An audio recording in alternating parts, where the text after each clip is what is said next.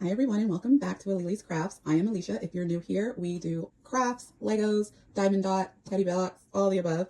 And I also wanted to show you, just in case you have found my channel through your love of Legos, I do have the Billybookshelves in front of me, and I wanted to talk about something specific. If you have the larger one and you decided, like I did, to put the glass on it so that we can keep some of the dust out, I have noticed that there is, and I had mine installed by someone else, and maybe you don't have this issue like I do, but there is this opening here that I'm not a fan of, and I feel like the dust can get in there, and after all the money that I spent on it, I want to make sure that I limit the dust as much as possible, right? So this is one that was installed and set up.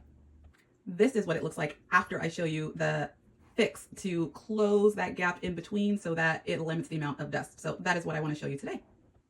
Back to the gap. We want to take this opening here and close it up so that it is not so prevalent.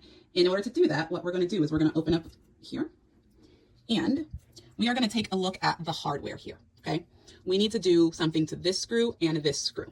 So first you want to, this bigger of the two screws is you want to loosen it up in order to tighten this one. And when you tighten this one, it brings the hinge this way in order to close the gap between the doors that we were just talking about. So let me get this set up so I can show you how to do it. Okay. Pardon Mario. Yes, I am looking forward with the Luigi one that's going to come out. And yes, I will be building that one. But what we're going to do is first we're going to start with loosening up this one. Okay, now that I have that loose, now I'm going to tighten this one in the front here. And I'm going to bring you a little closer so that I can show you how this hinge here is going to move this way. And that is what you want it to do in order to close the gap. So let me make sure I can get it good. Okay.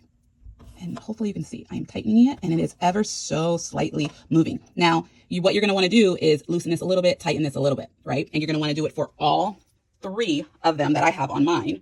And then that will move this door this way. And then you're going to want to do the same thing for all three of them on the other side so that you move this door this way. And so I'm going to do that and then I'll show you what it looks like when I'm done. Okay, so now if you remember, this one had a little gap here. I have now closed that gap. This will help me to limit the amount of dust that's going to get in here, but also it just is aesthetically more pleasing to me to have the gap closed than to have it open.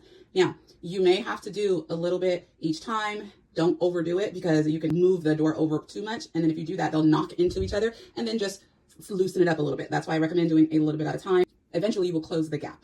Okay. So if this is the other kind of content beside Lego building and craft building, then please consider subscribing so that you will be alerted to different tricks, tips regarding Lego or Lego display cases, anything like that. But as always, happy crafting. Bye.